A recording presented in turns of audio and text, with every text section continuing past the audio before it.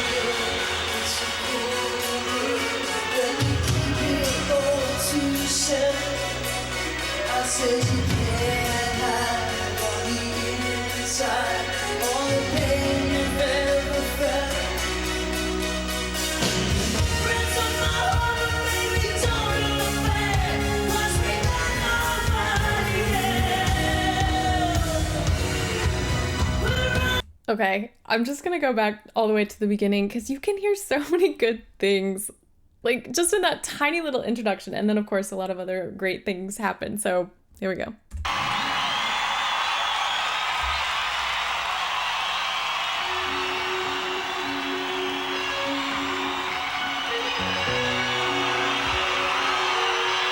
love this song.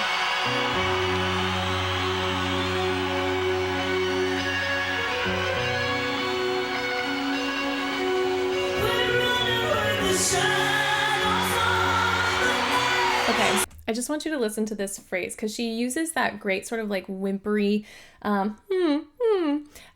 placement, we're gonna call it, just because that's a great tool for like finding your mix, and she incorporates it into her singing so that she gets all of this power like as soon as she opens her mouth.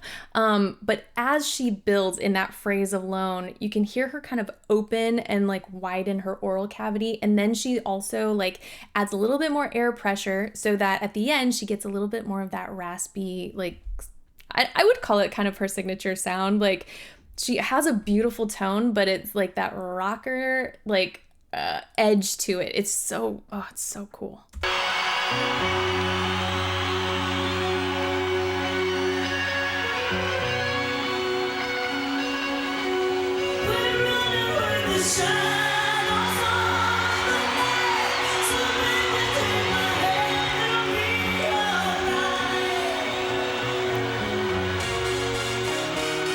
She also has such great phrasing, like all of these lines.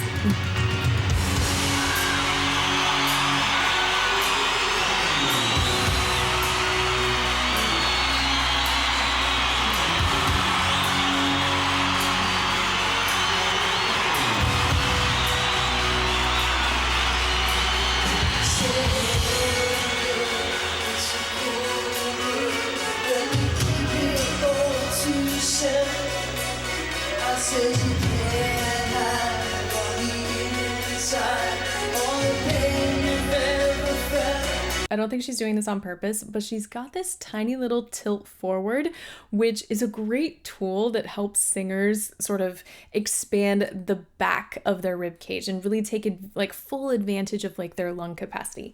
I don't think that's intentional right now, but if you are a singer, that's a nice little trick that you can use to sort of, they call it sort of like a leaning into the sternum, but her voice here is so stunning. It's so warm and so full. I'm just gonna back it up.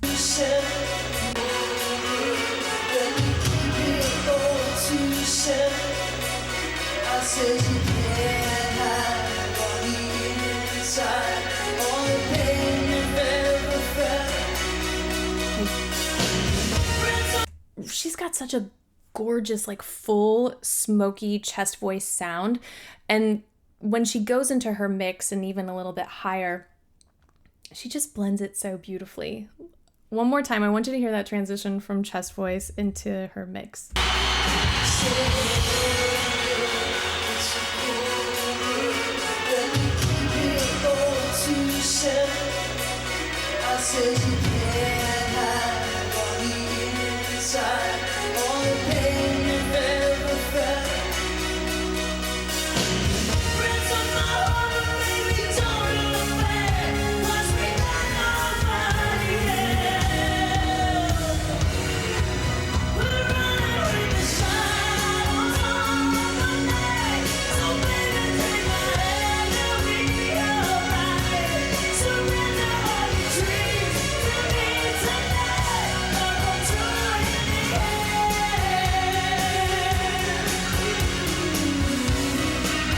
This song, like all of her music, perfect in her range because on her face, it's just so relaxed. There's no tension. She's not like pushing or pulling or stretching or straining for any notes.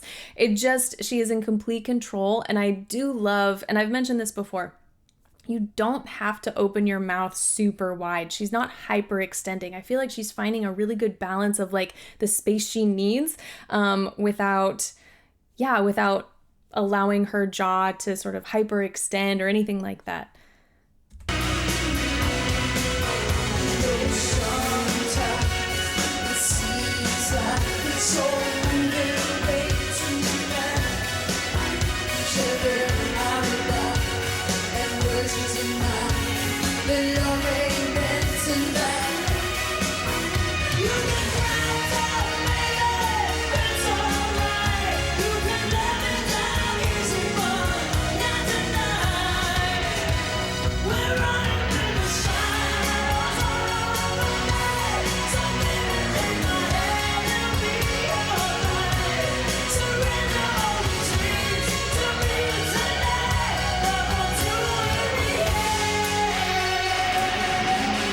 That chorus was a great example of going back and forth between like incorporating texture and then not, because when I was watching her performance at the Rock and Roll Hall of Fame induction, I was so knowing how like raspy her voice was in her heyday. I wasn't sure. I didn't know what she was going to sound like in today, because sometimes singers, when they only engage sort of that vocal onset, it can cause a lot of fatigue. It can do a lot of wear and tear on the voice. And that's a choice that they make, understanding like I might not have the same range or abilities later on. But here you can hear that, yeah, she's got this like really cool texture, but then on many words, but it really struck me on the word end. It's a very clean, like every part of her vocal cord is coming together. That's what I mean when I say clean. I don't say clean like it's a good thing versus a bad thing. I just mean like her onset, her chords come together in a clean way so that the entirety of the chord is aligned and that there isn't space in one section or another.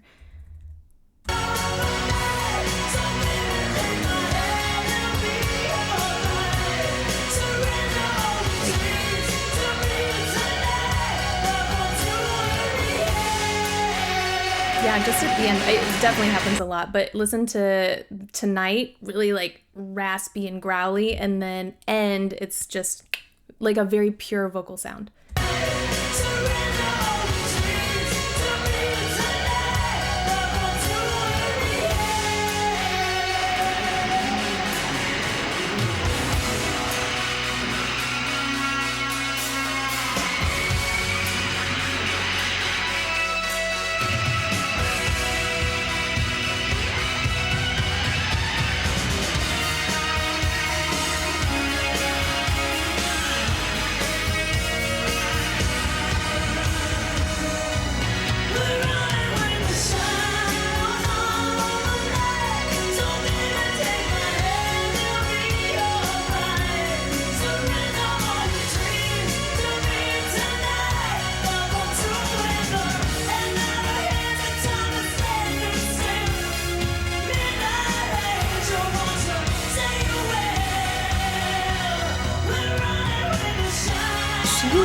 She is so well supported in her abdomen. Let me go back. Like, part of the reason there's just no tension anywhere else is because she's really engaging her abdomen to help support these like powerful, insane notes.